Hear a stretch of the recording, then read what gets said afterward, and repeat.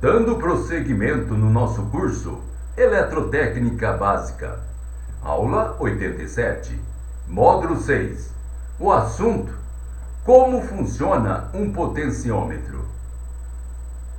Um potenciômetro é um tipo especial de resistor de 3 terminais, cuja resistência ela pode ser ajustada por meio mecânico, isto é, girando ou deslizando um eixo móvel, formando assim um divisor de tensão ajustáveis.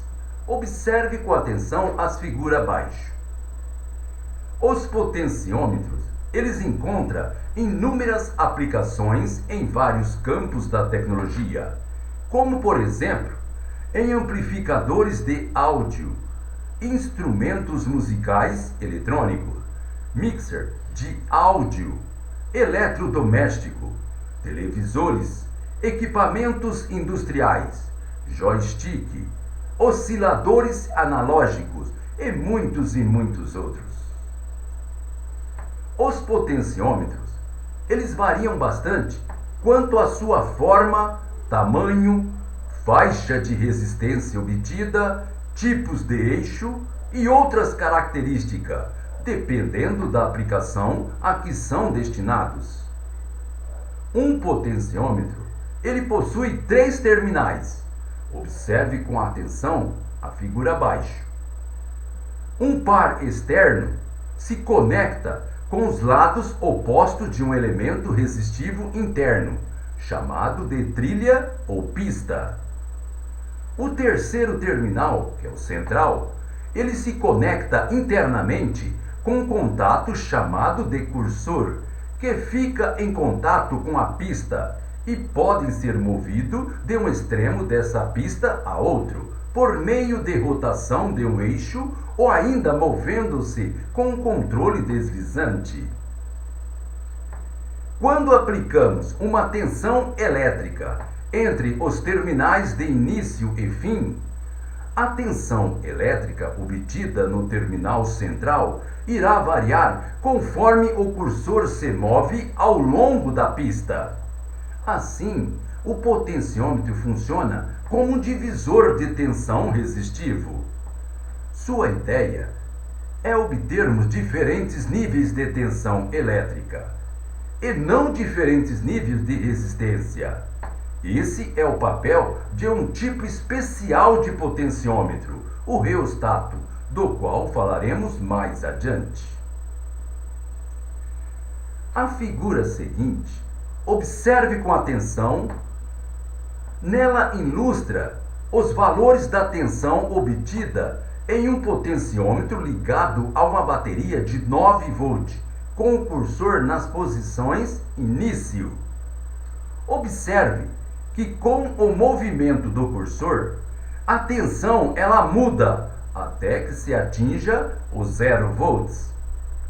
Se tivermos um elemento resistivo de largura e espessura constante, o potencial elétrico medido no cursor, ao ser movimentado pela pista, irá se alterar em razão constante, com a sua rotação em torno do eixo.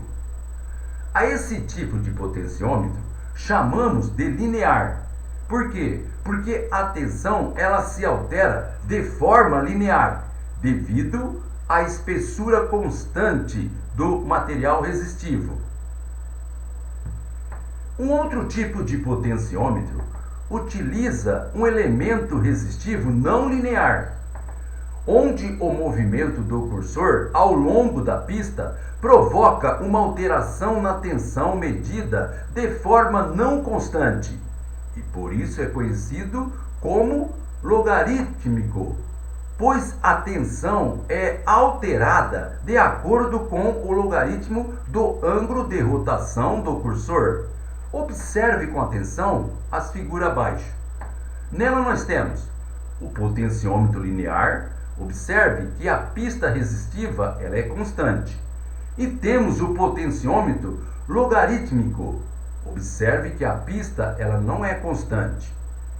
Esse tipo de potenciômetro ele encontra muitas aplicações em dispositivo de áudio como controle de volume, pois a audição humana ela responde à pressão sonora de forma logarítmica e um potenciômetro linear torna a alteração de volume muito abrupta a partir de certo volume, isto é, intensidade sonora.